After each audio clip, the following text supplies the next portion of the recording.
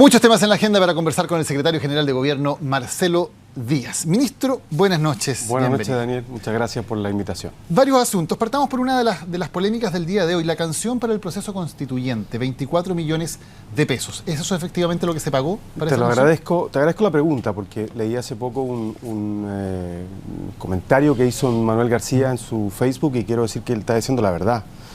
Sus honorarios corresponden a la cifra que él puso en su publicación. Algo más de 3 millones. Algo más de 3 millones, incluidos los impuestos, entiendo, no conozco el detalle de los gastos, pero eso es verdad. Y también lo que dijo Carlos Cabeza. Yo quiero decirte que me parece que aquí hay que ser rigurosos. A nosotros se nos pidió como gobierno la información vía transparencia pública y la respuesta que la revisé antes de venir acá dice muy simple: remítase al siguiente link de mercadopublico.cl. Esta información está publicada al momento mismo en que se hizo la licitación o la compra. Ministro, por lo tanto, la cifra es correcta, son 24 millones de pesos en total entre la composición y la interpretación. Entre la composición, la grabación, los músicos, todo el conjunto del proceso de la elaboración de la versión en mapudungún, en español, el conjunto del proceso, composición, estudio, audio, todo lo que implica la elaboración de una canción. ¿Le parece una cifra razonable? Entiendo que son precios de mercado, no soy especialista en la materia, pero esta es una compra que se hizo a través del portal de compras públicas, siguiendo todas las normas, publicándolo como corresponde antes, durante y después, cada una de las etapas de procedimiento y por qué se pagó cada cosa. Y es parte del esfuerzo que hicimos durante más de 6 meses para difundir el proceso constituyente. Hay una segunda información errada en la nota. Yo sé que a veces, yo quiero plantear que aquí hay que ser rigurosos, porque se planteó una cosa en la mañana en este artículo, el periodista se le entregó alguna información y sin embargo lo que coloca no es cierto. Él habla de 4.000 visualizaciones o bajadas de la canción y no es cierto. Los datos que nosotros tenemos superan en total más de 300.000 contactos, se llama. Se refiere al diario La Estrella de Concepción, que publica la información. Exactamente, al periodista Jonás Romero. Porque insisto, es información pública, que no hay ningún golpe noticioso, no es un hecho novedoso. Ahora, esto es parte del conjunto de medidas, instrumentos y herramientas que usamos para difundir el proceso constituyente, para lo cual contamos con una aprobación de una partida presupuestaria aprobada por el Congreso Nacional. Se nos ha dicho que faltó difusión. Nosotros hemos hecho lo que hemos podido con los recursos que son muy limitados para el conjunto del proceso. Y teniendo recursos limitados, ministro, esta cifra, 24 millones de pesos, ¿le parece que era la mejor forma de invertir esos recursos que usted mismo dice son limitados? Fueron decisiones de los equipos técnicos. Yo no soy especialista en la materia, para eso hay una Secretaría de Comunicaciones que evaluó distintas alternativas y opciones para la promoción del proceso constituyente. Desde esa perspectiva fue la decisión que estimaron correcta a los técnicos, y no estimo que haya ahí. Uno puede tener distintas alternativas sobre en qué dentro del proceso constituyente y su labor de difusión o labor de difusión se pueden utilizar esos recursos, pero fue la decisión que se tomó y la verdad es que se hizo siguiendo todos los procedimientos de compras públicas con total transparencia y yo, insisto, te agradezco la pregunta porque me imagino que para Manuel González, que es un artista destacado, muy querido, Manuel García, perdón, y para Carlos Cabeza debe haber sido bien desagradable, ¿no? Ver que se hablaban de cifras que no son reales. Yo tengo un profundo respeto por los dos, los conozco a los dos y siento que no merecen ser envueltos en una polémica sobre la base de información tremendamente distorsionada. Ahora, ministro, solo para cerrar el punto, la información en términos de montos que pone el diario es la correcta. Son 24 millones de pesos divididos entre composición e interpretación y eso es lo que dice el diario. Es que es exactamente lo que no es correcto, porque no es entre composición, es el conjunto del proceso, que entiendo incluye la grabación en español, la grabación en castellano, en mapudungún, los músicos, los ensayos, los estudios, la producción misma, el conjunto del proceso. Perfecto. Vamos a otro tema, lo que ocurrió con la designación, digamos, del subsecretario general de Gobierno, José Viacaba. ¿Ustedes no conocían el antecedente acerca de que él había sido destituido de la Universidad Diego Portales? No lo conocíamos. Y como dijo el ministro Fernández esta mañana, de haberlo conocido, probablemente nuestra decisión había sido distinta. Es a esta altura una especulación, pero no lo conocíamos. ¿Por qué no lo conocían? Porque no tenemos cómo conocerlo. Nosotros tenemos la posibilidad de levantar información abierta, relativa, lo decía el ministro Fernández también, a antecedentes penales, incluso comerciales, aquella información a la que puede acceder el gobierno lícitamente. Lo demás, sobre todo cuando se trata de hechos que dicen relación con la trayectoria profesional o personal de una persona, es muy difícil que el gobierno lo sepa. Y es difícil que lo sepa porque además la ley se lo impide. Uno no puede escarbar en la vida personal más allá de lo que la ley permite. Pero, ministro, hay una forma simple de saberlo. Preguntarle a la persona que se va a nombrar si tiene algún tema. Evidentemente. ¿Eso se hizo? Sí, por supuesto que sí. ¿Y él no lo dijo? Probablemente consideró que no era un hecho relevante y a partir de eso tomó la decisión el día de ayer de no asumir el cargo, pero evidentemente es una consulta que se hace a toda persona que se nombre, se le dice si habría algún elemento más que pudiese eventualmente complicar la designación o generar un cuestionamiento a su designación, y hay una valoración personal, y yo creo que esto es parte de las reglas del juego. Uno tiene que ponderar si hay algo en su trayectoria, en su antecedente o en su biografía que pueda ser una complicación para ejercer una responsabilidad política. Que ojo, yo creo que es bien importante también por la dignidad de las personas, y aquí no hay ningún cuestionamiento de orden legal, él no cometió ningún delito, de hecho la propia universidad descartó que se tratara de plagio, sino más bien una vulneración, que lo que decía una de las documentaciones que pudimos ver ayer, de las reglas de la vida académica al interior de la universidad, por lo que fue objeto de una sanción dentro de las normas de la universidad. No hay una inhabilitación para que ejerza ninguna función pública. Por supuesto, no hay su inhabilitación es política. Por supuesto, no hay inhabilitación legal. Pero él les ocultó información entonces. O sea, yo no digo que lo ocultó, digo que a lo mejor lo estimó que no era un hecho inhabilitante, y como nosotros no tenemos como forzar a las personas a que entreguen cosas que a lo mejor no consideran una inhabilitación, una causal de inhabilitación, bueno, se producen estas situaciones que no son confortables. Yo no voy a decir que esto fue un lindo día, no fue un lindo día, fue una situación desafortunada.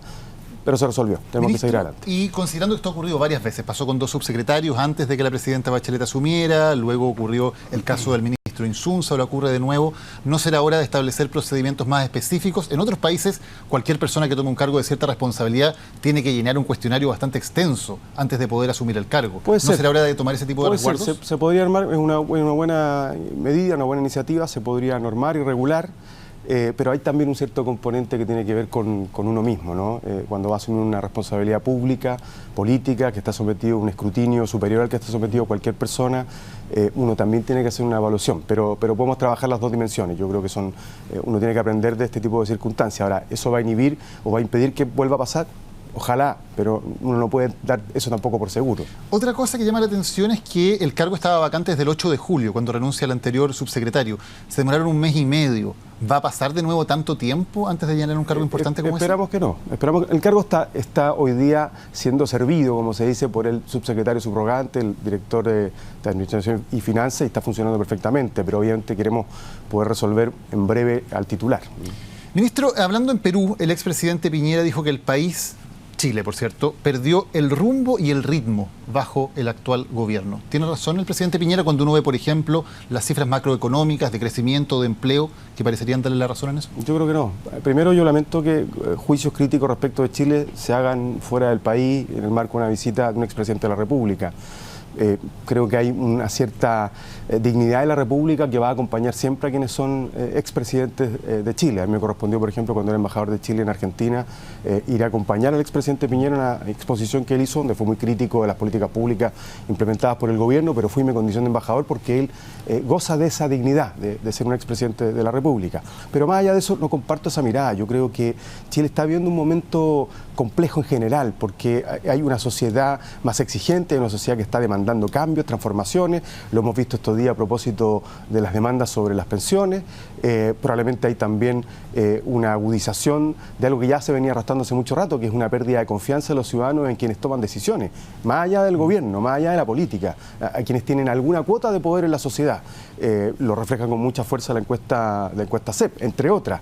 Y desde esa perspectiva yo creo que a veces lo que yo siento es que hay más bien perplejidad en la élite, de comprender o de no poder comprender un país más maduro, más exigente, y que siente que muchos de los frutos del desarrollo se distribuyen de manera inequitativa. Desde esa perspectiva, ¿cuál es el rumbo que los chilenos están pidiendo? Los chilenos están pidiendo que nos hagamos cargo de transformaciones que permitan mayores condiciones de equidad en el país. ¿Usted dice que hay perplejidad en las élites? Yo creo que sí. ¿El gobierno también está perplejo? Yo creo que todos tenemos el desafío de comprender la sociedad que estamos viviendo. Cuando uno mira la encuesta del CEP, y nosotros recibimos un 15% de adhesión, evidentemente eso no es algo que nos deje indiferentes.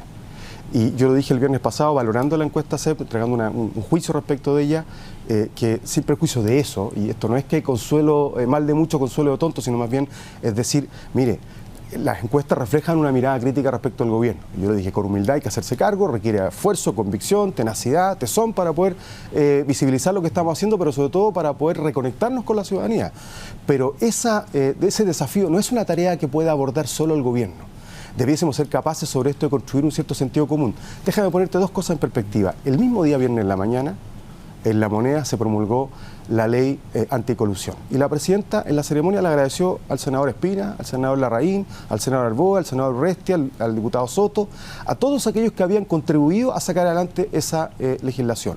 Una legislación aprobada con amplia mayoría en ambas cámaras del Congreso. Hoy, tú acabas de introducir una parte de esta conversación haciendo referencia a que hoy se inició el periodo legal de campaña. Si tú recorres las calles te das cuenta que se acabó este paisaje saturado de campaña sin control, de propaganda sin control, que nunca más las empresas van a poder aportar a las campañas, que si alguien viola las normas de esta nueva legislación electoral, no solamente arriesga multas más elevadas, lo que era hasta hace un tiempo atrás, sino que además puede ser objeto de sanciones muy elevadas y de perder incluso el escaño.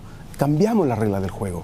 Y esos son logros de una parte de la Presidenta de la República, que tuvo el coraje de empujar esta agenda de probidad, pero también de todos, porque son leyes aprobadas con amplio consenso en el Congreso. Y sin embargo, no hemos sido capaces todos, gobierno y oposición, derecha y centro-izquierda, lo que sea, de decir, mire, no hemos hecho cargo del problema, no hemos hecho cargo de una realidad que irrita a los ciudadanos y hemos provocado transformaciones importantes que cambiaron la regla del juego para bien. Pero, ministro, entonces, a veces la pelea, la gresca, la guerrilla cotidiana, tan habitual de la política entre gobierno y oposición, entre A y B, nos impide mostrar al país que a pesar de eso hemos sido capaces de hacernos cargo de aquellas cuestiones que han generado profunda irritación a los ciudadanos. Creo que ahí tenemos un desafío de decirle, mire, desde la política, a pesar de todo, estamos en condiciones de hacernos cargo de los desafíos del país. Ahí está un poco la invitación, perdona que me extienda, que la presidenta ha hecho a este gran pacto nacional por las pensiones. No solamente porque es importante hacerse cargo de una realidad concreta, hoy día las pensiones son malas, sino que también porque está la oportunidad y la posibilidad que el conjunto del sistema, ya no solamente los políticos, también los empresarios, respondamos o entreguemos la respuesta a la altura de lo que los ciudadanos merecen. Ministro, permítame preguntarle sobre ese tema precisamente. La presidenta llama a un gran pacto nacional, se reúne con los presidentes de los partidos políticos, se reúne con los grandes empresarios de la CPC, pero no se reúne con los líderes del movimiento que generó esta discusión, del movimiento No Más AFP. ¿Por qué para la presidenta es más importante reunirse con los líderes de los gremios empresariales que con los líderes del movimiento No Más AFP? No ha terminado la ronda de conversaciones de la presidenta de la República. Yo no conozco el detalle de la agenda de los próximos días, porque la presidenta ha tenido que cumplir también con otras tareas, pero es un camino que no está cerrado. Es una ruta de conversaciones que la presidenta lo señaló en la cadena, no solamente incluían a los actores políticos, sino que dijo organizaciones de trabajadores, empresarios y representantes del movimiento social. Entiendo que hace algunos días la ministra Rincón y el ministro Valdés le extendieron una invitación al vocero del movimiento para poder reunirse. Pero para reunirse con los ministros, pero, no con la presidenta. Pero si no es que es excluyente, las cosas se pueden hacer sobre la base de múltiples conversaciones. Hoy estuvieron los líderes de la AFP o dirigentes del mundo del gremio de la AFP reunidos con el ministro de Desarrollo Social y también estuvieron con la presidenta de la República, estuvieron con la ministra Rincón y el ministro Valdés. Yo diría que lo que tenemos que hacer es construir voluntad para ser partícipe de este diálogo, pero sobre todo para el propósito que buscamos, que es un pacto que no es un fin en sí mismo, que nos ayuda a mejorar las pensiones porque los chilenos tienen razón. Hoy día el sistema de AFP no ha sido capaz de asegurar su promesa inicial, buenas pensiones para los chilenos. Tenemos desafíos presentes y desafíos futuros. Y nuestra invitación es que una discusión de esta naturaleza, y tú lo sabes muy bien, las pensiones uno puede resolver en el corto plazo, vamos metiéndole plata a las pensiones hoy día, pero eso no resuelve el problema. Hay que hacer medidas que sean sustentables, que nos garanticen, como lo hizo la presidenta Bachelet con el Pilar Solidario, pensiones para gente que no tenía, como las dueñas de casa, de manera sustentable y permanente. No que te lo doy hoy día y te lo quito mañana porque nos falta plata. Ministro, un par de declaraciones breves sobre este tema precisamente. El movimiento se llama No Más AFP, tiene una demanda bastante clara. ¿El gobierno tiene completamente descartada una reforma que termine con las AFP? Lo que pasa es que nosotros queremos avanzar hacia donde están los países que tienen buenos sistemas de pensiones, que son sistemas mixtos. Pero no tienen AFP en esos países. Pero hay otros mecanismos de aporte individual. Uno puede entrar en la discusión sobre la base de ideologismo o lo puede hacer sobre la base de lo que buscamos. Nosotros queremos un sistema mixto, verdaderamente tripartito, donde hay un aporte que haga uno en su condición de trabajador, pero que también el Estado haga su contribución y los empleadores hagan su contribución. ¿Qué es lo que estamos planteando? Un cuarto pilar, que se llama de ahorro colectivo, que se formaría precisamente para poder mejorar las pensiones de aquellos trabajadores que cotizaron y que aún así tienen bajas pensiones, es decir, un mecanismo un componente de reparto entre las generaciones que hoy día están económicamente activas con aquellos que ya están jubilados. Y en segundo lugar, un mecanismo de solidaridad intrageneracional, que podamos mejorar las pensiones en el futuro de aquellos que, cotizando, haciendo un esfuerzo enorme, pero que han vivido momentos de periodos, largos periodos sin pega, o que han tenido bajo sueldo y por tanto, a pesar del esfuerzo, han contribuido, pero no han sido capaces de por sus solos méritos generar una buena pensión, que también reciban una contribución. De modo tal de que el sistema en su conjunto tenga más solidaridad. La lógica que hoy día tenemos, una lógica donde cada uno se rasca con sus uñas y los más pobres reciben la pensión básica solidaria vía el pilar solidario. Nos falta este cuarto componente, este cuarto pilar de solidaridad con aquellos sectores de la clase media, que han trabajado, que han cotizado, pero que aún así, de seguir como estamos, no tendrían derecho a una buena pensión. Y si hay 5 puntos adicionales de cotización, que es lo que ha planteado en principio la presidenta Bachelet, ¿dónde van a ir esos 5 puntos? Las AFP piden que vayan íntegramente a las cuentas individuales. Dentro de la nueva mayoría, algunos sectores piden que vayan íntegramente a este fondo solidario o de reparto. ¿Cuál es la presidenta fijó una línea de conducta a los pocos días de la cadena, un par de días, dio una entrevista en Radio Cooperativa y dijo con mucha claridad que ella tenía una cierta preferencia, pero que no parecía correcto, y yo comparto esa mirada, no dejar que se expresen todas las opiniones y decidir hacia el final de la conversación. Porque si uno parte diciendo, mire, yo propongo dialogar sobre esto, pero sobre esto no hay ninguna posibilidad de escuchar ninguna alternativa, entonces no hay diálogo. ¿Y hasta cuándo dura la conversación, ministro? En paralelo a las rondas de conversaciones que está teniendo la Presidenta de la República, está el compromiso de constituir equipos técnicos, por una parte con la industria, con los empresarios, también con los representantes de todos los partidos políticos.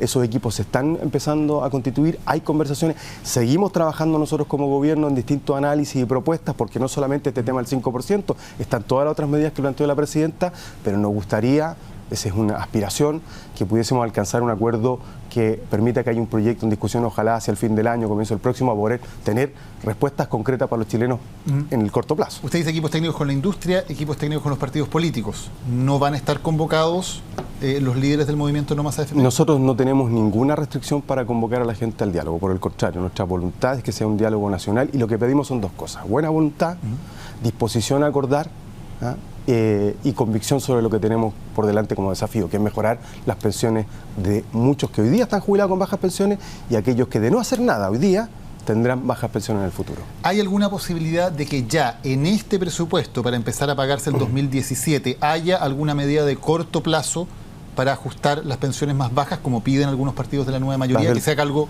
de inmediato? Las del pilar básico solidario.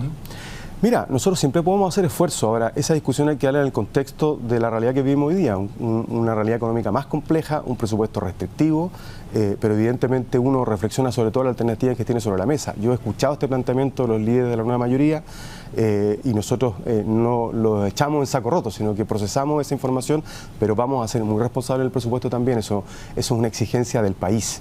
Tiene que ver también con cómo uno usa bien los recursos del país en el presupuesto nacional para poder satisfacer distintas necesidades. Y echar mano a los fondos soberanos, como dijo el Partido Comunista, o, por ejemplo, hacer más gradual el tema del fin del copago, como dijo el presidente de la Cámara de Diputados. Se han planteado muchas alternativas, distintas opciones. Será en su momento, cuando formulemos el presupuesto, que iremos decantando qué podemos hacer y cómo lo podemos hacer. Pero lo que sí es importante que todos lo tengamos claro es que el presupuesto no es una cuenta sin fin, tiene restricciones, tenemos compromisos importantes en materia de salud, tenemos compromisos importantes en materia educativa, hay otras áreas que también necesitan recursos. No significa que yo esté dando una respuesta negativa, significa que hemos abierto una conversación con los partidos para hablar de presupuesto, vamos a tenerla también con el resto de la oposición o con la oposición también cuando iniciemos el debate en el Congreso, pero nos interesa que todos compartamos que es un presupuesto que tiene que ser razonable de acuerdo a la realidad del país, porque Chile nos exige que sigamos siendo responsables en el manejo de las cuentas fiscales. Ese es un activo del país, más allá de gobierno y oposición, y yo creo que nadie quiere dilapidar algo que no solamente nos da reputación, sino que permite que enfrentemos, por ejemplo, hoy día las contingencias económicas, un escenario económico internacional más complejo, de mejor forma que lo haríamos si no tuviésemos esta disciplina fiscal con la que hemos venido trabajando los últimos 25 años. Ministro Marcelo Díaz, gracias por habernos acompañado.